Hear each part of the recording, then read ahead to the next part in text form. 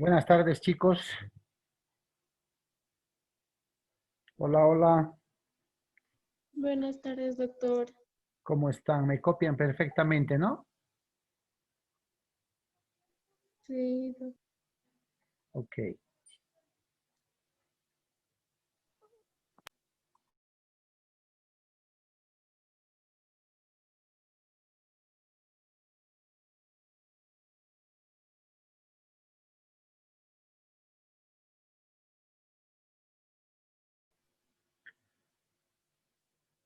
Bien. A ver, mientras se van conectando, no olviden, por favor, tomar sus recaudos. El día martes es el examen del primer parcial. Y les voy a comunicar con la debida anticipación cualquier otro detalle, pero el martes es la fecha indefectible. Les había mandado un trabajo. He estado revisando los trabajos y a los que faltaren, pues tienen que mandarlo al correo según las instrucciones que les he dado en el archivo Word. Ya voy a empezar a compartir el material para que podamos ingresar a la retroalimentación desde el primer tema hasta el tema que va a entrar al examen. A ver, que se vayan conectando los chicos para ser uniformes en el avance. No hay ningún motivo de preocupación ni susceptibilidad en el tema de volver a repasar y estudiar para el examen del día martes. Prácticamente van a ser más bien los temas que ingresaron al anterior examen que se suspendió por problemas de red. Esperemos que el día martes ya no haya ninguna dificultad. Entonces lo que ustedes tienen que hacer es simple y llanamente darle un repaso al material. Tienen ahí un texto de apoyo en plataforma, tienen las grabaciones de cada clase y no hay ningún problema. Si ustedes se acuerdan, cuando iniciamos el avance desde el primer tema, fuimos viendo la parte de la cronología del trabajo. Y antes, de forma reiterativa, podría decirse, establecimos en una interacción con ustedes para establecer qué es lo que significaba trabajo, ¿cierto? Y definimos que simple y llanamente por trabajo se conoce aquella actividad física o intelectual que realiza el hombre a cambio de una remuneración o retribución económica, básicamente dicho así. Etimológicamente hablando, habíamos visto también que trabajo viene del vocablo más cercano en su identificación y apreciación, labeo, que quiere decir labor, pero lo vamos a ver en su momento. Bien, dentro de la cronología del trabajo habíamos establecido dejar de lado la edad primitiva, que la conocemos prácticamente todos desde colegio. Y empezamos a ver desde la edad antigua. Les había manifestado que en estos primeros temas seamos lo más puntuales posibles. De ahí que no les he sometido a una amplia y abundante teoría. Y establecimos que una de las características esenciales de la edad antigua era la esclavitud, ¿cierto? En la edad de la esclavitud, los esclavos, quienes eran los que realizaban todos los trabajos físicos, los trabajos fuertes, no eran considerados siquiera como personas, ¿cierto? Eran considerados cosas que se podían comprar y vender. El amo era quien decidía el destino y sobre la vida misma del esclavo. En ese entonces, no podríamos concebir todavía la existencia de trabajo como tal, es decir, como aquella actividad física o intelectual a cambio de una remuneración, porque los esclavos no cobraban un sueldo, ¿cierto? No cobraban un sueldo. Simplemente prestaban el trabajo fuerte, el trabajo duro, a beneficio del amo, a cambio de su protección y a cambio de alimentación. De ahí que reitero, la característica específica de la edad antigua en relación a la cronología del trabajo viene a ser la esclavitud, ¿cierto? No olvidemos que en esa época también el trabajo era considerado algo de migrante.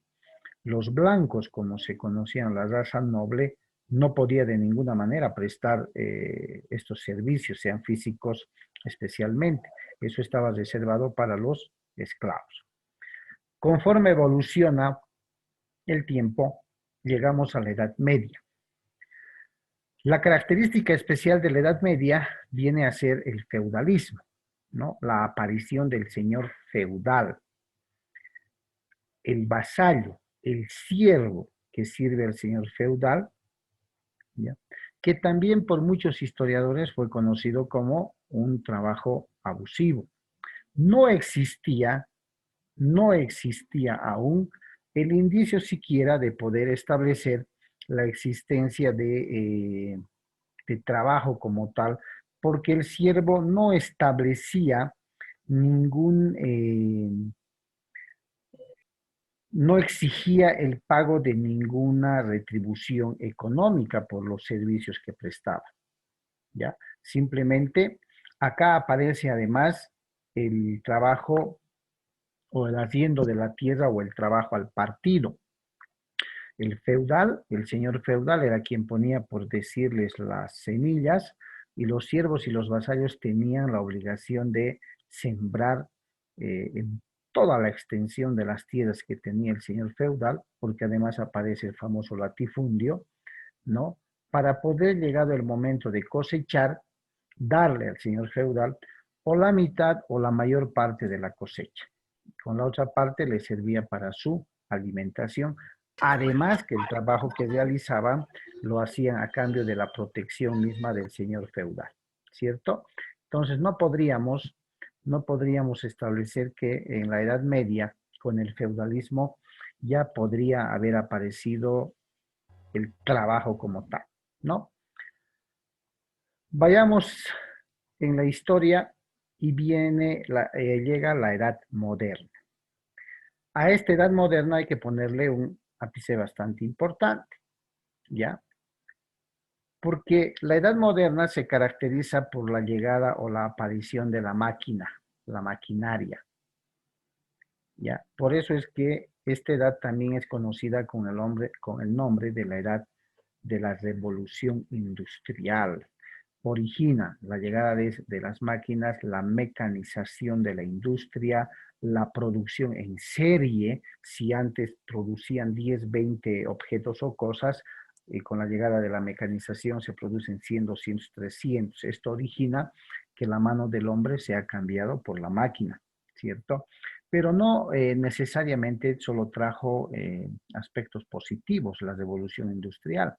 Desde el punto de vista laboral y social, trajo también aspectos negativos como el desempleo, ¿cierto? El desempleo, la pobreza, la migración de la gente de un lugar a otro, pues la máquina había reemplazado lo que hacían 10 hombres, solamente eran necesarios 2, ¿no? Y 8 tenían que ver cómo conseguir una nueva fuente laboral. Entre los que se quedaran, también existió accidentes de trabajo, mutilación de dedos, de manos, de brazos enteros, por el poco conocimiento de operación que se tenía en relación a las máquinas que habían llegado. Esta edad, la moderna, pónganle un asterisco o un ojo, viene a ser el inicio de lo que conocemos como trabajo, como aquella prestación de un servicio físico o intelectual, pero ya a cambio de una remuneración, ¿ya? Ya se estila en la revolución industrial, en la edad moderna, la retribución económica, así sea ínfima, así sea incipiente, ya podemos hablar de la aparición del salario, de un sueldo, independientemente de todos los aspectos negativos. Entonces es a partir de la edad moderna en la que se genera ya el inicio de lo que más adelante se consolidaría como trabajo como tal y más adelante con la aparición de una disciplina jurídica como es el derecho del trabajo, conforme veremos. Sin embargo, conforme transcurría el tiempo, y hay que aclarar que de edad a edad no eran pues 2, 3 años, ustedes saben muy bien, son considerables, considerable el tiempo que pasa de edad a edad cuando se dan las modificaciones de las condiciones económicas, políticas, sociales, laborales y todo lo demás. Entramos a la edad contemporánea. La edad contemporánea tiene como característica fundamental a la Revolución Francesa. Ya la Revolución Francesa, a ese cambio brusco, intempestivo, con armas, que se da en Francia, bajo una trilogía que todos conocemos: libertad, igualdad y fraternidad. Esta trilogía logra la consolidación de un gran principio en materia social laboral, y es el principio de la justicia social, que dicho sea de paso, nuestra Constitución Política del Estado actualmente toma, toma estos principios y valores de relevancia universal para plasmarlos en la Constitución. No por nada aparece un gran principio en nuestra nueva Constitución como es el principio del vivir bien, ¿cierto? El vivir bien no tiene que ver nada con una vida de lujos, una vida material de lujos. El vivir bien trasluce pues una convivencia pacífica, una convivencia armónica, una convivencia en la que el ejercicio de todos nuestros derechos y libertades esté ampliamente garantizados, ¿cierto? Por eso se consigna el principio del vivir bien, la justicia social, ¿cierto? Plasmada también en nuestra Constitución Política del Estado, ¿ya?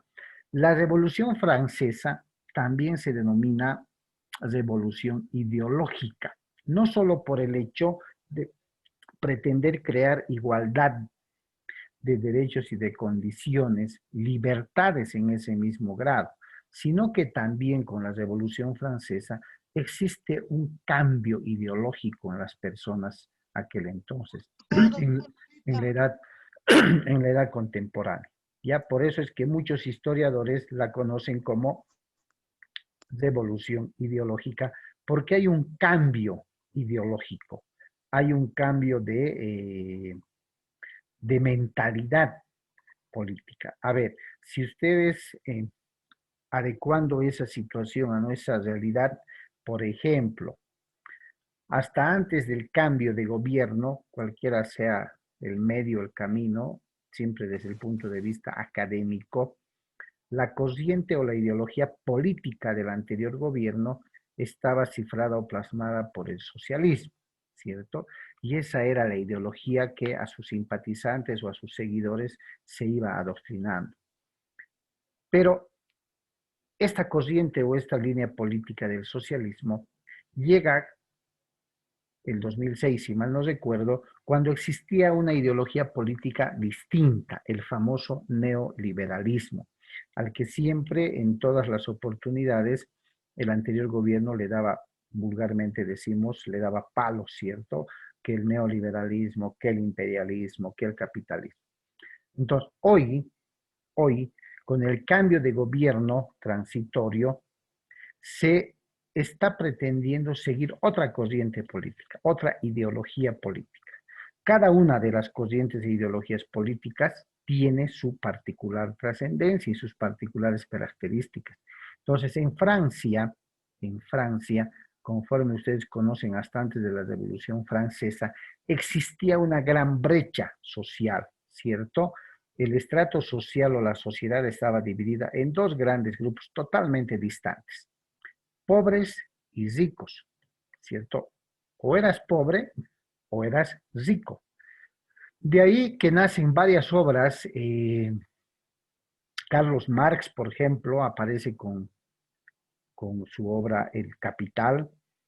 Salen otras como La lucha de clases, La plusvalía, que más o menos se adecuó a esa época. Entonces, también fruto de esa revolución que busca libertad, igualdad y fraternidad, también hay un cambio, también hay una revolución ideológica. Ya por eso algunos autores le llaman a la Revolución Francesa en la edad contemporánea revolución ideológica. Ok, tómenlo muy en cuenta. Posteriormente, conforme va transcurriendo el tiempo, llegamos a la edad digital.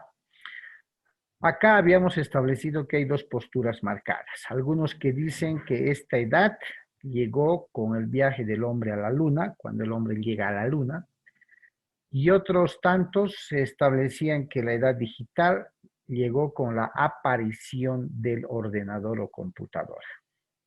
Ya. Estamos hablando entonces que la edad digital se hubiera establecido entre los años 50 y 60, si mal no recuerdo, que es cuando el hombre llega a la luna, ¿no? 50 o 60. De ser así, ¿cuántos años han pasado? La pelea actual, les había comentado, la disputa actual, y es entre dos grandes polos, el anglosajón y el asiático, ¿ya? Hoy por hoy, aún no se han puesto de acuerdo en qué edad estaríamos. El continente, los asiáticos dicen que estuviéramos en una edad cibernética, de la automatización. Los anglosajones dicen de ninguna manera, estamos en una edad de repunte científico, la ciencia, la tecnología. Entonces hay una disputa entre ambos bandos. El asiático le dice, yo puedo, en términos claros les voy a decir, yo puedo crearte robots de lo que tú quieras. Quieres una trabajadora del hogar, te hago un robot. Si tienes necesidad de call center personal, te hago un robot, no necesitas contratar personas. Antes tenías que ir y botar tú la basura, hoy no, hoy la basura viene hacia ti, ¿no? Te creas sensores, o sea, todo el avance tecnológico electrónico que ha demostrado hasta la fecha, que han demostrado los asiáticos, ¿no? En cambio, el otro polo le manifiesta y le dice, a ver, yo estoy investigando, yo estoy innovando, es más, estoy creando tu clon, te estoy clonando. Lo único que me está faltando es crear, copiar tu cerebro, ¿cierto? Que es lo que todavía no han podido. Entonces, a la fecha continúa esa disputa de establecer qué denominación le damos a la edad en la que actualmente nos encontramos. Desde ya, a título personal, creo que todo el avance tecnológico, electrónico, cibernético, ciencia, como ustedes quieran llamarlo, definitivamente necesitan ser interdependientes, se necesitan unos a otros. Pero bueno, la disputa que tienen estos cráneos, ¿no? Es ponerle cuál es el nombre que le pusiéramos a la edad actual. Ya en su momento se pondrán de acuerdo y podremos establecer si estamos en una edad cibernética, automatizada, electrónica, digital, o sea, ya veremos. El avance de la ciencia también anda muy, muy adelantado y de ahí viene pues la disputa de ambos sectores.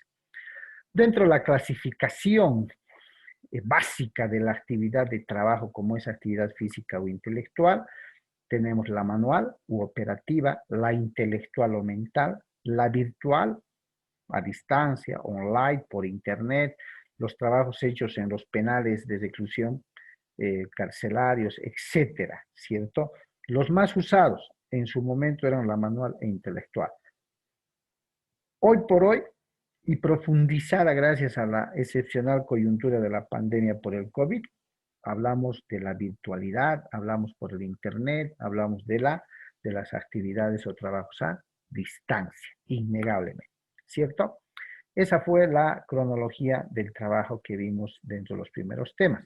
Y vemos un resumen de la historia social del trabajo como tal, hasta antes del nacimiento del derecho laboral como disciplina jurídica. Ahí tienen ustedes la época de los esclavos, no eran considerados personas, podían ser sacrificados por decisión de los amos, ¿cierto? Posteriormente llega la edad media con el feudalismo, aparecen los siervos, los vasallos, trabajan la tierra para un dueño que podía en algún momento venderles como parte del terreno, los protegía, aparece el haciendo de la tierra, la producción al partido. Los agremiados en el siglo XV, entre los siervos y los agremiados, hay la aparición de la edad moderna, donde llega la mecanización de la industria, llamada la edad de la revolución industrial. Ahí es donde se van generando ya los obreros, los aprendices, los maestros y todo lo demás. Y ahí es donde va a nacer lo que conocemos como trabajo, les había dicho. Ya los obreros en el siglo XVII hasta el XX ya van luchando por sus trabajos, ¿sí? La industria crece, la empresa crece, aparecen mejores tecnologías, innovan conforme va desarrollando el trabajo como tal. Situación laboral en la revolución industrial, innegablemente las condiciones ya ante la aparición del trabajo como tal no eran las más óptimas, no eran las más adecuadas, menos las más justas. Existió trabajo infantil, los niños desde los 5 o 6 años eran obligados a trabajar, eran azotados, dicen los historiadores. Existía una jornada laboral excesiva y abusiva entre 12 y 19 horas diarias, un salario incipiente, reducidísimo, hablar de vacaciones o descanso muy, muy esporádico, demasiado reducido. Las familias eran obligadas a poner a trabajar a los hijos desde una determinada edad, 5 o 6 años. Dentro de la protección social, absolutamente muy, muy incipiente. Eh, no existía prácticamente en su momento lo que se podría conocer como protección social. En el tema de seguridad, higiene, sindicatos, era un delito, así como hablar de la huelga, el constituir sindicatos, grupos de trabajadores para luchar por sus derechos. En su momento ustedes han debido ver películas inglesas de Londres, Inglaterra, donde nace la cuna en su momento del sindicalismo y la lucha de los derechos por mejores condiciones laborales. Estas razones de las nefastas condiciones de trabajo, incipiente existencia de derechos, un salario pero paupésimo, muy bajo, la falta de protección social, la falta del seguro de salud, estas condiciones, además de las muertes, los accidentes de trabajo que ocurrían, es lo que va a dar origen, ¿ya?, a que el movimiento de los trabajadores, el movimiento obrero, como se dice, empiece a reclamar, empiece a protestar, empiece a exigir a sus estados, a sus empleadores, mejores condiciones de trabajo. ¿Para qué? Para sentirse protegidos, para sentirse seguros y, conforme dice la nueva Constitución Política del Estado, garantizar una vida digna del trabajador y por ende de sus familias. Estas condiciones, estas pésimas condiciones en el trabajo como tal, va a dar lugar al nacimiento de hoy de la disciplina jurídica que hoy conocemos como derecho del trabajo o derecho laboral, ¿ya? Y ahí es que ratificamos la expresión de lo que, o del significado de lo que es trabajo. Y aterrizamos en la misma percepción que tuvimos al principio. Es aquella actividad física o intelectual generada por una relación contractual a cambio de una remuneración o retribución económica, ¿cierto? Entonces, esto me interesa que lo entiendan o lo recuerden muy bien. El constitucionalismo social, llamado el proceso de constitucionalismo, ya, nace allá por el siglo XIX. Los estados, los estados se ven obligados ante la lucha, ante la exigencia, ante el reclamo de sus trabajadores, incorporar los derechos reconocidos a estos en sus constituciones políticas del Estado. A esto se llama constitucionalizar derechos laborales, es decir, registrarlos, escribirlos, consignarlos en la constitución política del Estado de cada uno de los países. La fuerza de organización que empiezan a adquirir los trabajadores con el pasar de los años, ¿no? Porque van naciendo ya verdaderos sindicatos, se van haciendo las famosas centrales obreras o federaciones obreras a nivel, en nuestro caso, departamental, nacional. No olvidemos que uno de los referentes importantísimos del constitucionalismo, por favor, acuérdense, es la creación de la Organización Internacional del Trabajo mediante el Tratado de Versalles en 1919. Entonces, con toda esta lucha, con toda esta presión, con todos estos mecanismos, los estados definitivamente se ven obligados a constitucionalizar los derechos laborales de los trabajadores de su país. Y en ese interín van reconociendo, por ejemplo, el derecho a recibir remuneración, lo dice nuestra Constitución, el reconocimiento de vacaciones, el reconocimiento de beneficios sociales, el reconocimiento de protección mediante seguridad social, ¿no? Y uno de los referentes importantísimos en este tema de la constitucionalización de los derechos laborales fue precisamente el canciller alemán llamado el canciller de hierro, Otto von Bismarck, que dicho sea de paso también es reconocido como uno de los mejores diplomáticos a nivel internacional de aquella época.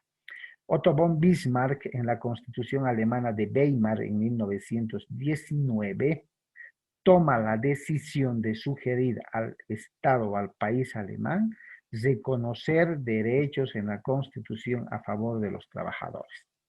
¿Ya?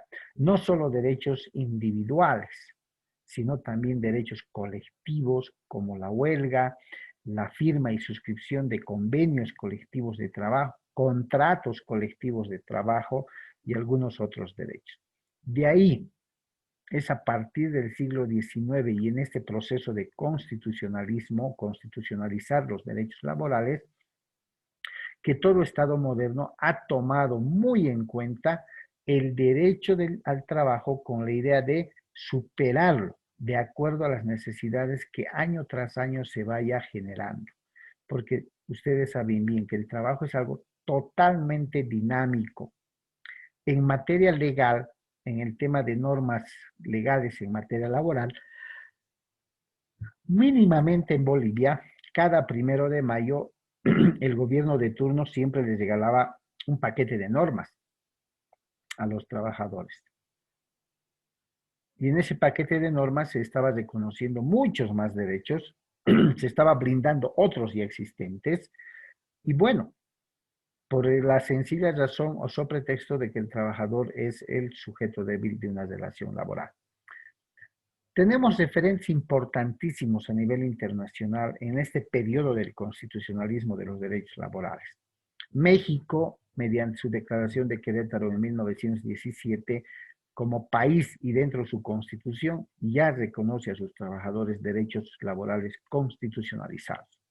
Se crea la OIT, por favor, un dato muy importante. En el periodo del constitucionalismo se crea la OIT en el año 1919, mediante este tratado denominado Versalles, porque es el lugar donde se firma, que dicho sea de paso, mediante el Tratado de Versalles se pone fin a la Primera Guerra Mundial.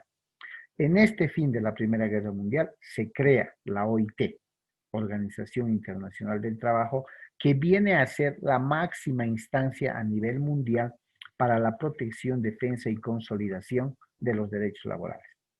Otro referente importante, como ya se dijo con el canciller de hierro, Otto von Bismarck, es la proclamación de la Constitución alemana de Weimar el año 1919. Es la Constitución alemana que prácticamente va reconociendo muchos derechos a sus trabajadores.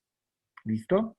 Entonces, por favor, tomemos muy en cuenta este periodo del constitucionalismo, que no es otra cosa que cada estado reconozca, registre e inscriba en su constitución política del estado derechos laborales a favor de los trabajadores y que al haberlos establecido en la constitución política del Estado de cada país, entonces se consideran derechos fundamentales, ¿ya? La etimología la tienen ahí, la más adecuada, la más cercana, la que más se adecua es el término labeo, que significa labor. Básicamente eso es lo que quiero que entiendan. Pues habiendo aparecido la disciplina denominada derecho del trabajo, chicos, no es que de la noche a la mañana, ¿cierto?, haya adquirido el nombre de derecho del trabajo. No, como todo en la vida, todo tiene una evolución, un tiempo de perfeccionamiento o posesionamiento. En primera instancia, lo que hoy conocemos como derecho del trabajo se denominó legislación industrial. Una denominación que duró muy poco eh, por algunos reclamos en su ámbito de aplicación, ¿no? Muchos de los trabajadores decían el denominativo de legislación industrial como que solo se refiere a las relaciones laborales en la industria, en el sector industrial, y no todos trabajamos en las industrias. Entonces se sentían marginados, se sentían desprotegidos. A raíz de esos reclamos se conviene establecer otro denominativo y le ponen derecho obrero. Pero al poco tiempo también es observado, ¿no?, por los trabajadores, porque sostenían la teoría de que el término obrero solamente se estaría refiriendo a quienes realizaban una tarea operativa, una tarea manual, y desclasaba o relegaba a los empleados que hacían trabajos administrativos, más trabajos intelectuales. Entonces, también es cambiar y se denomina posteriormente como derecho social. El término social hizo aparecer en su momento una denominación más completa que se adecuaba a las actividades humanas, pero en poco tiempo fue observada, ¿no?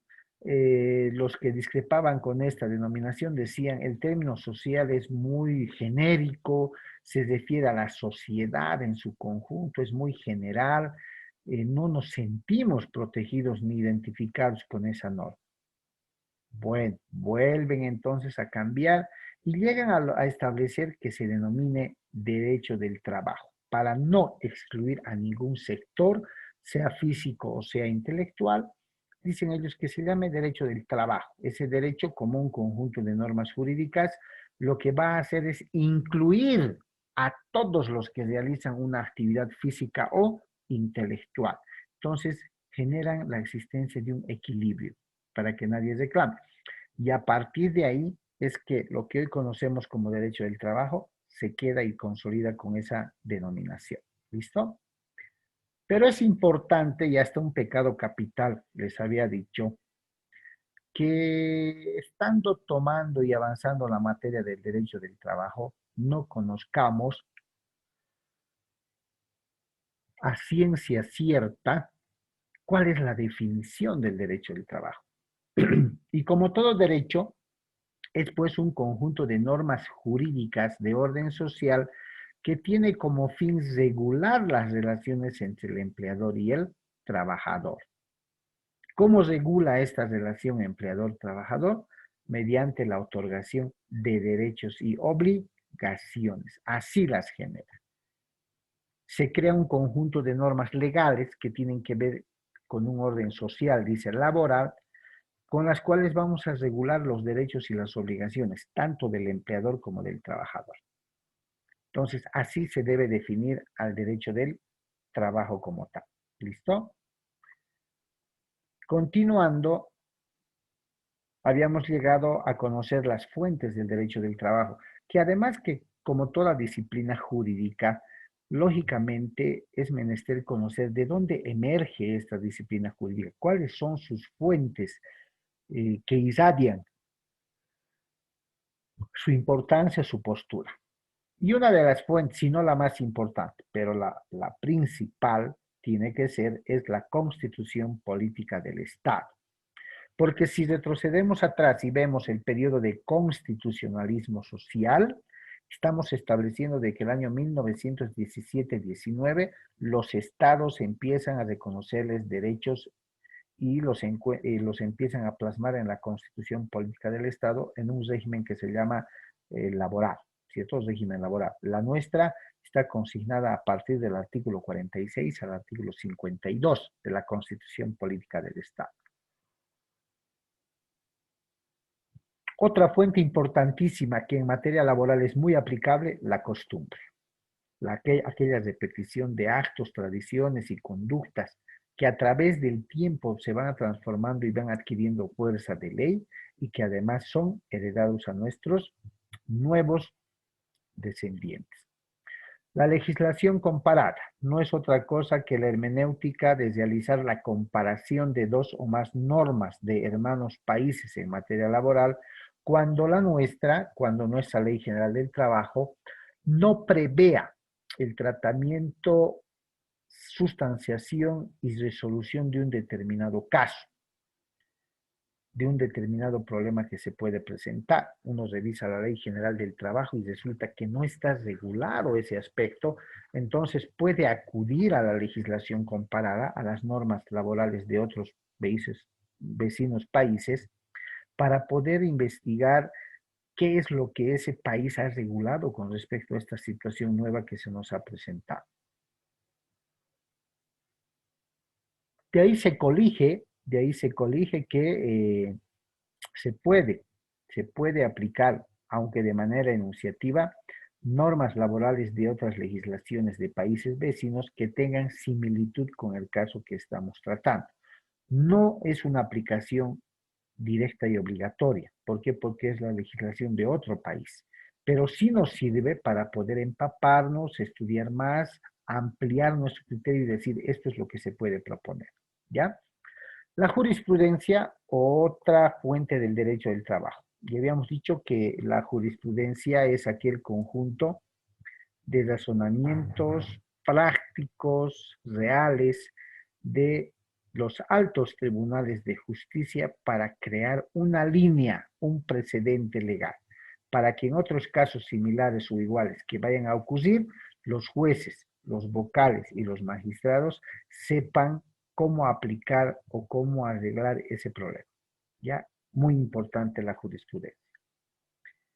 Después vimos la doctrina, la equidad, la doctrina como aquella creación de los autores, estudiosos, investigadores, no es absoluta, no es vinculante, puede variar, pero nos da una idea del criterio de otros profesionales de qué es lo que podría hacerse o en qué podría consistir ciertos institutos o figuras jurídicas. La equidad, que no es otra cosa que el equilibrio, la moderación que tiene que haber entre los derechos del trabajador y los derechos del empleador. Y frente a ello, existen otras normas que podrían tomarse como fuentes del derecho del trabajo, por ejemplo, las leyes, los estatutos especiales, la Ley General del Trabajo, los convenios colectivos de trabajo, los laudos arbitrales en materia laboral, los reglamentos internos cuando su aplicación esté autorizada, los tratados internacionales, los convenios de la OIT, sus recomendaciones. ¿Listo? Esas son consideradas fuentes del derecho del trabajo. Chicos, estamos a 1 minuto de concluir la primera sesión. Por favor, en 2 segundos les vuelvo a pasar el link de la segunda, ¿ok? Está bien, doctor.